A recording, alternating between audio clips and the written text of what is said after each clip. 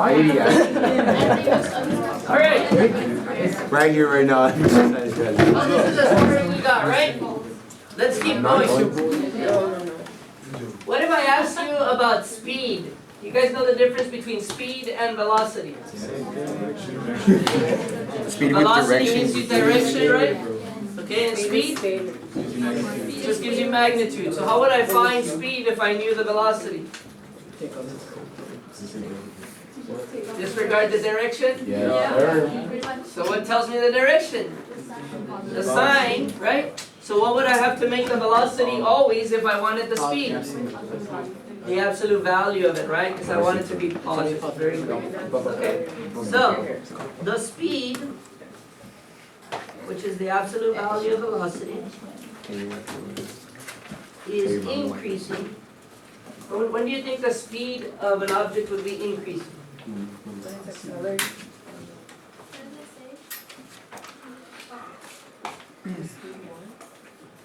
Absolute value. The absolute value of v of t is increasing. When? When the velocity and acceleration have what?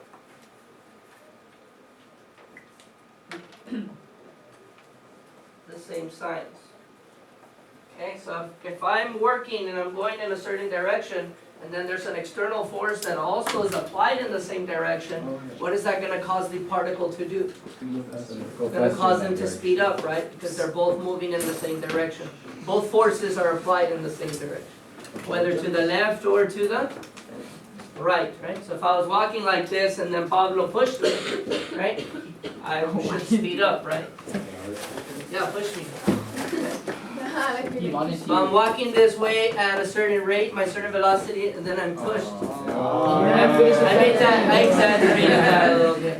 But let's say Pablo stays there, right? And I'm moving in that direction and he applies the force in the opposite direction. What should happen now? He gets lower. So I'm gonna keep pushing and he's gonna keep pushing. So what's happening to me? What happens to me? So my speed begins to what? What happens to my speed? Focus. Slow down, right? Because I had a force in one direction and a force in another direction. Okay. So the speed, which is the absolute value of velocity, is decreasing when, and what happens?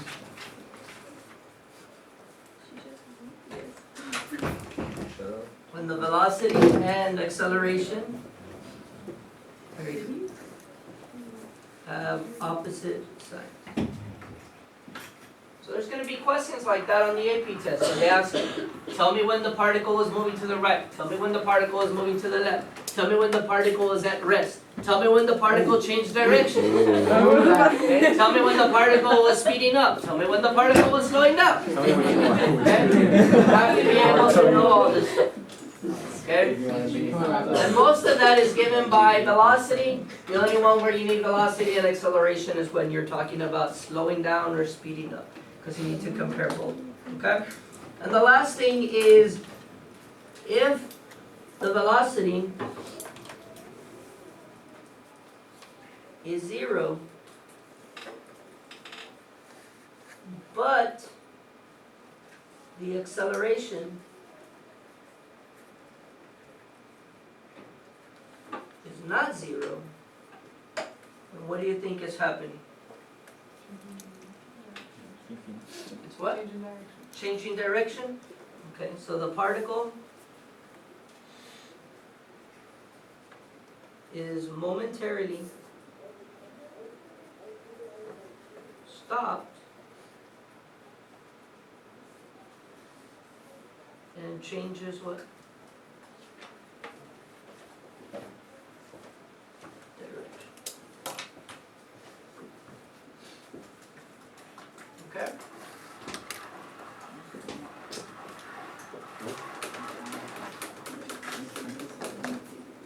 So Super easy? Does that make sense? Can the velocity be 0 but the acceleration not be 0?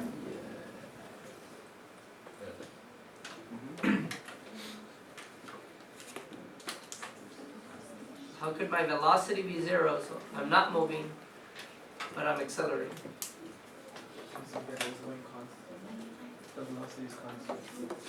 Oh, that would make acceleration. I'm not moving, but am I accelerating? I am? Oh, yeah, 'cause you found the- Acceleration is a change in velocity. Why am I accelerating right now?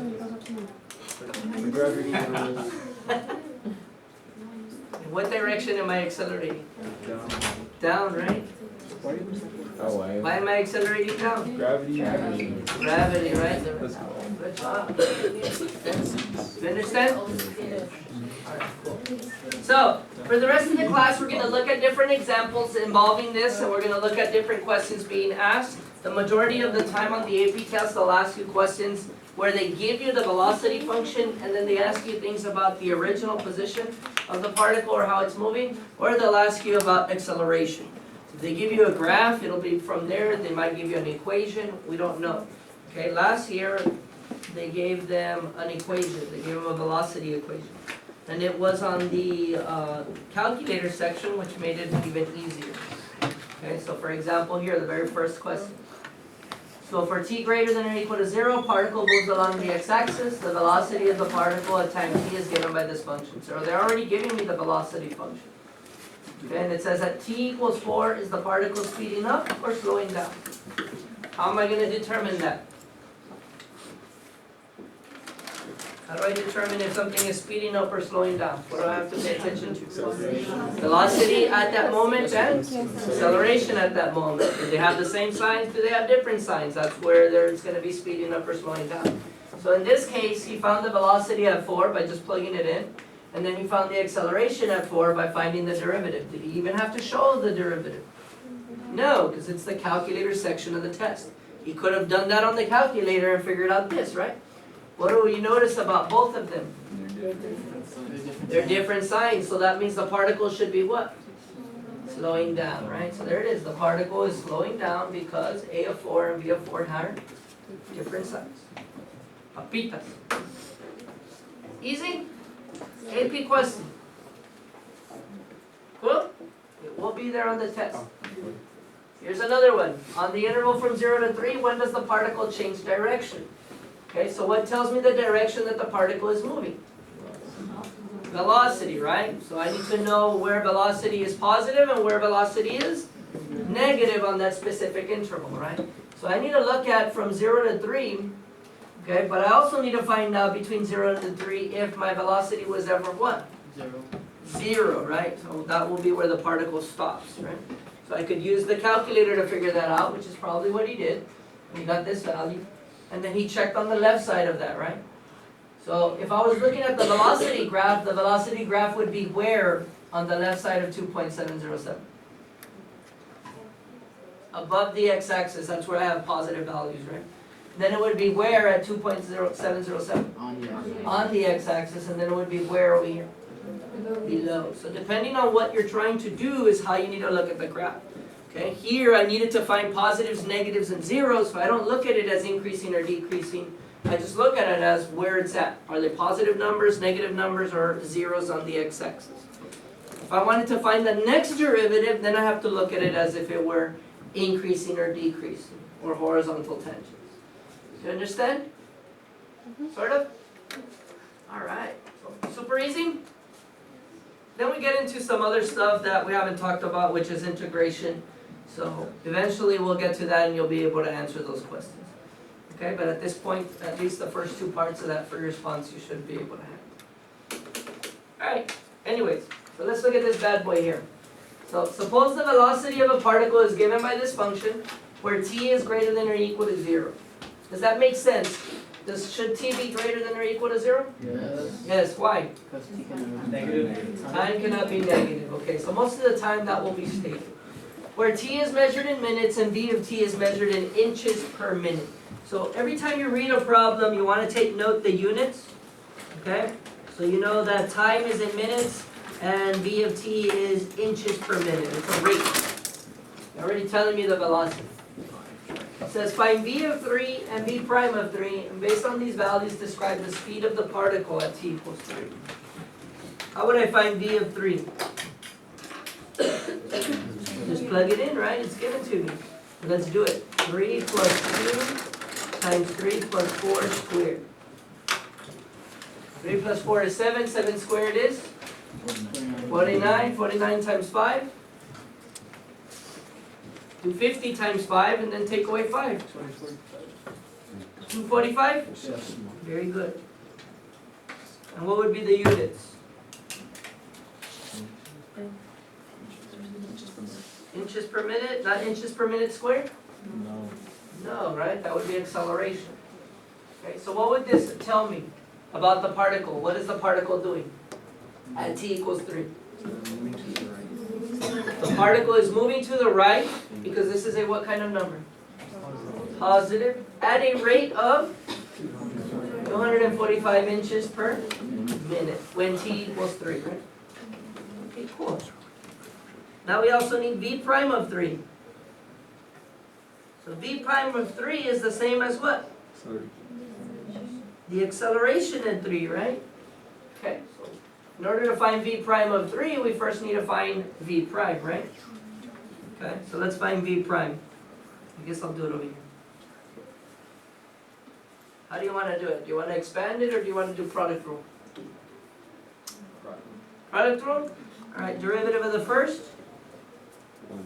1 times the second, t plus 4 squared, plus the first, t plus 2, times the derivative of the second,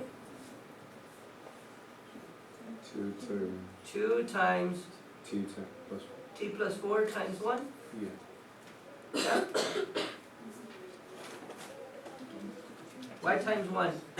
Because of the t. It's the derivative of the inside, right? And I want to just keep practicing that because sometimes it's not going to be a t, more than likely on the AP test, it'll be a 2t. And you're going to forget to put that 2 there and it's going to mess you up.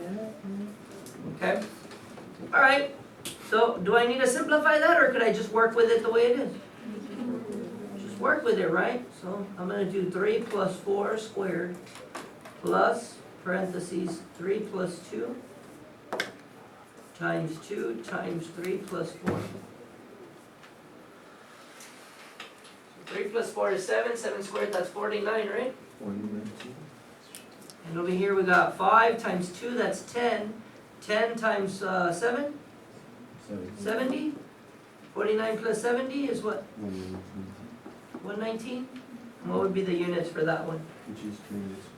Inches per minute squared, because we found the rate of a rate. So now if we compare them, what could you describe about the speed? The speed is increasing, why? Because the sign of velocity and the sign of acceleration are the same sign. Okay, so let's write that. How would we write? The particle is what? Or you want to say the particles like Speed. plural? No. The particle's speed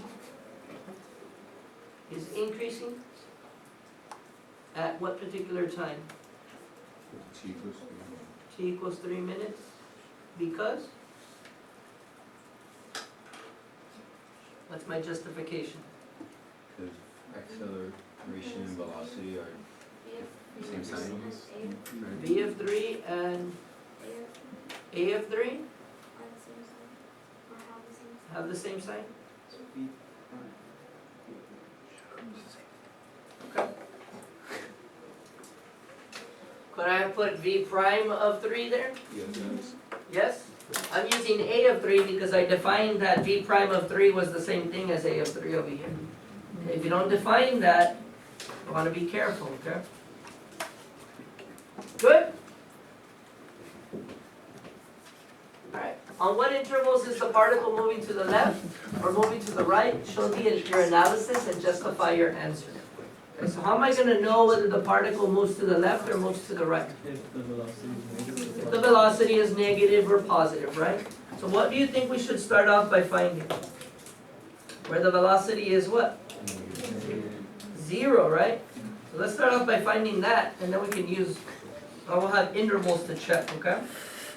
So where would the velocity be 0? Can't see. Find where the particle is at rest. Okay, that would be where v of t is equal to 0. Where does that happen? If we look at this equation, where would this equation equal to 0? So at t equals -2 and -4. Are those valid times in my interval? No. No. Okay, so will the particle ever be at rest on the given interval where t is greater than or equal to 0? No. Okay, cool. So let's do a velocity sign line.